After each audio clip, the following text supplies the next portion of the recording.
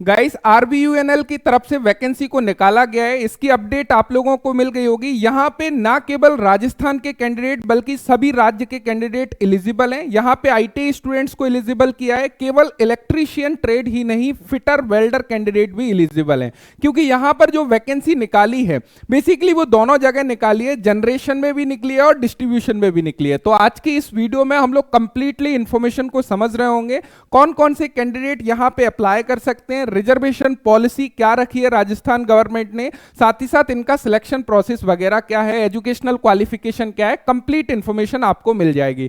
यहां पर आप लोग देख सकते हैं ये इनका ऑफिशियल एडवर्टाइजमेंट है। यहां पर आपको एडवर्टाइजमेंट नंबर मिल जाता है। इसको 20 फरवरी 2025 को निकाला था।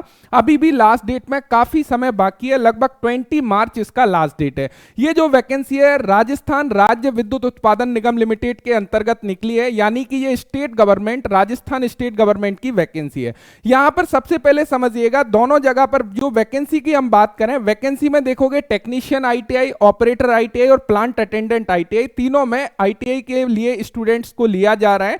यहां पे कंपनी में जनरेशन कंपनी है और डिस्ट्रीब्यूशन है, दोनों जगह पर है। राजस्थान राज्य विद्युत उत्पादन निगम लिमिटेड की भी वैकेंसी है और जयपुर विद्युत वितरण निगम लिमिटेड के अंतर्गत भी वैकेंसी है। यहां पे आप लोग एरिया ऑफ ऑपरेशन देख सकते हैं।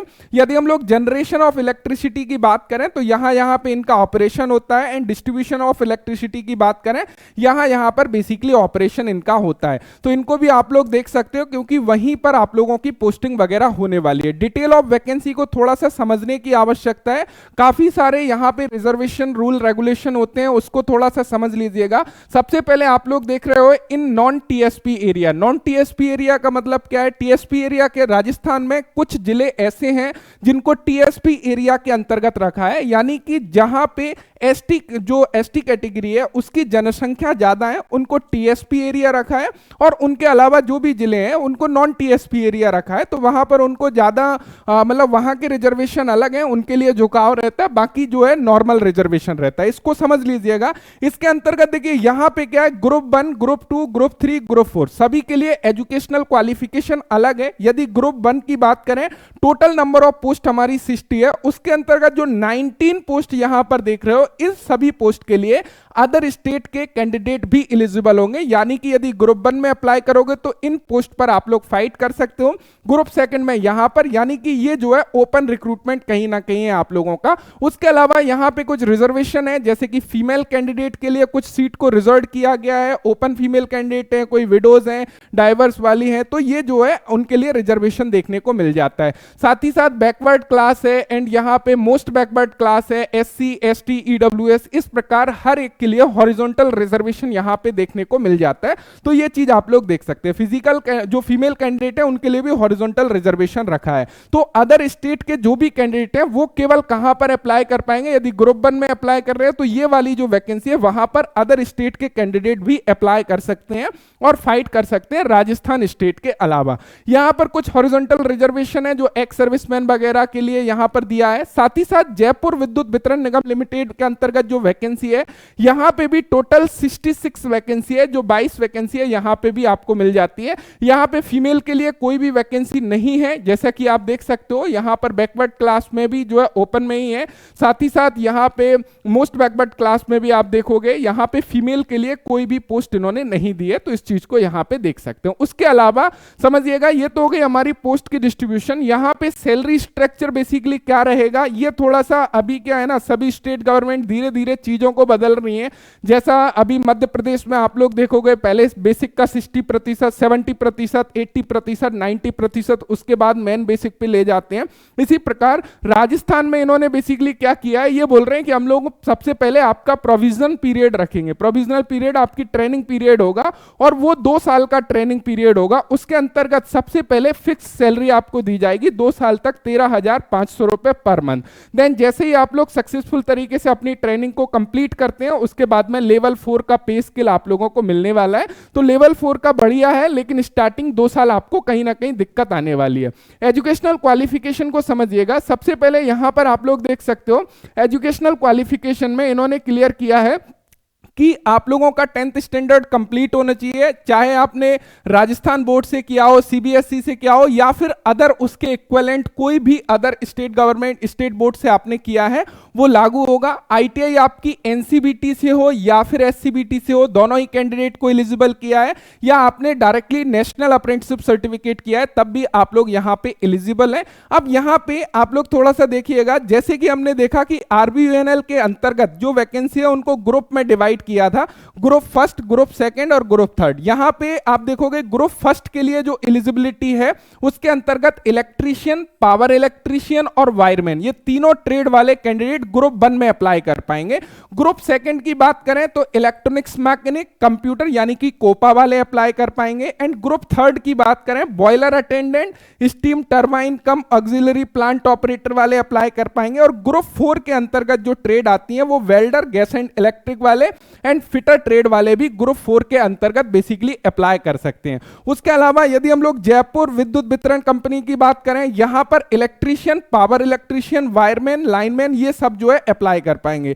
तो केवल यदि वेल्डर फिटर की हम लोग स्पेशली बात करें, वो ग्रुप 4 के अंतर्गत जो है डेफिनेटली अपने फॉर्म को अप्लाई कर सकते हैं यदि एलिजिबिलिटी क्राइटेरिया रखते हैं। यहां पर केवल आपने आईटीआई किया हुआ है अपने ट्रेड से तो रिलेवेंट ग्रुप में आप अप्लाई कर सकते हो। आपका जिस भी ट्रेड से आईटीआई है, आपका जो भी ग्रुप आता है उसके अंतर्गत आप एलिजिबल हो और अप्लाई कर सकते हो। एंड गाइस यहां पर बेसिकली इन्होंने नोट में क्लियर किया है, जो भी कैंडिडेट ने आईटीआई किया है इलेक्ट्रीशियन से, पावर इलेक्ट्रीशियन से, वो वायरमैन से, वो कैंडिडेट दोनों ही कंपनी में एलिजिबल है, यानी कि वो अप्लाई कर सकते हैं, डिस्ट्रीब्यूशन में भी अप्लाई कर सकते हैं, जनरेशन में भी अप्लाई कर सकते हैं। तो आपको एक ही फॉर्म भरना है। आपको बेसिकली क्या करना है, यहां पे प्रेफरेंस दे देना है कि सबसे पहले आप किसको प्रेफरेंस देना चाहते हो, और वो प्रेफरेंस आपका अंतिम मान्य होगा। ऐसा नहीं है कि उसको चेंज कर सकते हो। तो यदि दोनों में होता है तो आपको एक ही में कहीं पर ज्वाइनिंग मिल जाएगी। तो इस तरीके से आप अपने फॉर्म को बेसिकली अप्लाई कर सकते हो। एंड गाइस यहां पर सेकंड नंबर के पॉइंट पर इन्होंने क्लियर किया है कि जो अपेयरिंग वाले कैंडिडेट है, जिनका आईटीआई अभी कंप्लीट नहीं हुआ है, सेकंड ईयर में या फिर फाइनल सेमेस्टर में, उन कैंडिडेट को भी बेसिकली एलिजिबल किया है। लेकिन जब आपका एग्जाम कंप्लीट हो जाता है, डॉक्यूमेंट वेरिफिकेशन के समय आपका आईटीआई या जो भी एजुकेशनल क्वालिफिकेशन है वो कंप्लीट होना चाहिए। तो वो लोग भी यहां पे डेफिनेटली अप्लाई कर सकते हो, अपने फॉर्म को भर सकते हैं। अब गाइस यहां पर एज लिमिट को थोड़ा सा समझ लीजिएगा। इन्होंने क्लियर किया है कि जो एज लिमिट है, मिनिमम एज लिमिट 18 साल है और मैक्सिमम एज लिमिट 28 साल है। देन यहां पर ये बोल रहे हैं, however as direct recruitment in previous year have not been done, यानी कि पिछले कुछ सालों में डायरेक्ट रिक्रूटमेंट इन कंपनियों ने नहीं निकाले हैं, इसलिए आपको एज लिमिट में कुछ छूट दी जा रही है। और वो छूट, अपर एज लिमिट जो काउंट करी जाएगी वो 1 जनवरी 2026 से काउंट करी जाएगी। ये जो छूट है आरबीयूएन के लिए बेसिकली 31 ईयर है जनरल कैंडिडेट के लिए। साथ ही साथ यदि हम लोग जेबीबीएन की बात करें, यहां पर जो अपर एज लिमिट है वो 30 ईयर रखी गई है। ध्यान रखिएगा, इसको काउंट किया जाएगा 1 जनवरी 2026 से। उसके अलावा यहां पर यदि आप कैटेगरी से बिलोंग करते हो तो आपके लिए अलग छूट है, फीमेल कैंडिडेट हो तो अलग से छूट है। यदि मेल कैंडिडेट की हम बात करने लगे तो 5 साल की छूट मिल जाएगी यदि कोई भी मेल कैंडिडेट एससी कैटेगरी से है, एसटी, बीसी या फिर एमबीसी या फिर ईडब्ल्यूएस, इन सभी कैटेगरी के जो मेल कैंडिडेट हैं, जो राजस्थान के निवासी है, उनको यहां पे 5 साल की छूट मिल जाएगी।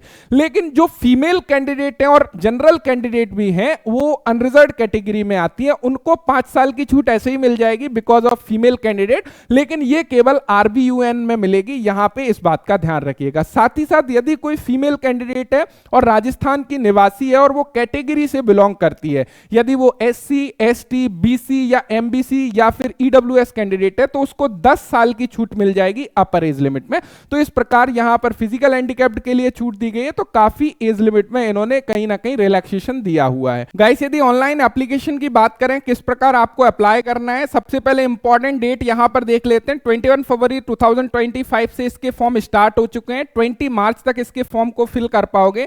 राजस्थान गवर्नमेंट की काफी सारी वेबसाइट हैं, इनके थ्रू आप लोग अपने फॉर्म को अप्लाई कर सकते हो। इनकी लिंक मैं आपको डिस्क्रिप्शन में प्रोवाइड करा दूंगा। यहां पर completely step by step complete आपको गाइड किया है कैसे आपको अपने एप्लीकेशन फॉर्म को बेसिकली बेसिकली अप्लाई करना है। साथ ही साथ एप्लीकेशन फी की बात करें, जो अनरिजर्व कैटेगरी के कैंडिडेट हैं उनके लिए जो फी लगने वाली है वो 1000 रुपीज लगने वाली है। साथ ही साथ जो कैटेगरी से बिलोंग करते हैं उनके लिए 500 रुपीज यहां पर एप्लीकेशन फी को रखा है। एप्लीकेशन फी को पेड करने के लिए आप ऑनलाइन मोड में डेबिट कार्ड, क्रेडिट कार्ड, रुपए, वीजा, मास्टर या फिर यूपीआई वगैरह से अपने पेमेंट जो है कंप्लीट कर सकते हो।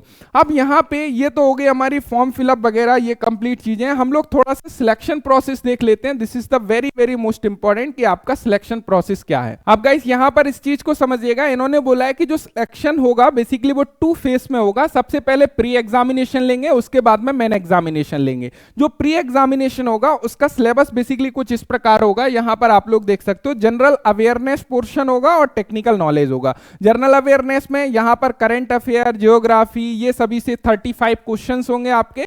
करंट अफेयर वगैरह यहां से 5 क्वेश्चन होंगे। मैथ, जनरल साइंस से यहां पर 10 क्वेश्चन होंगे। 40 मिनट का समय यहां होगा। 50 मिनट में टेक्निकल क्वेश्चन 50 होंगे, तो 100 प्रश्न होंगे। 90 मिनट का समय होगा।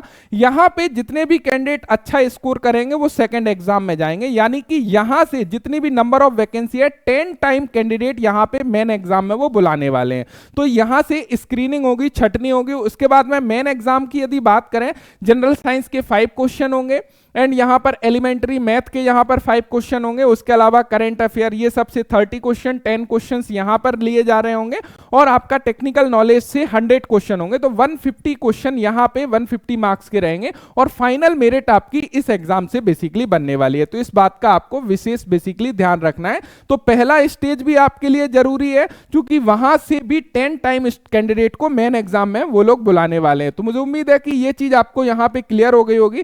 तो जो भी कैंडिडेट है जो एलिजिबिलिटी क्राइटेरिया को फुलफिल करते हैं, डेफिनेटली आप अप्लाई कर सकते हो। मुझे उम्मीद है कि ऑल इन्फॉर्मेशन मिल गई होगी। कोई भी डाउट है तो नीचे कमेंट करके आप पूछ सकते हो। Thank you so much video देखने के लिए। Thanks for watching and bye bye.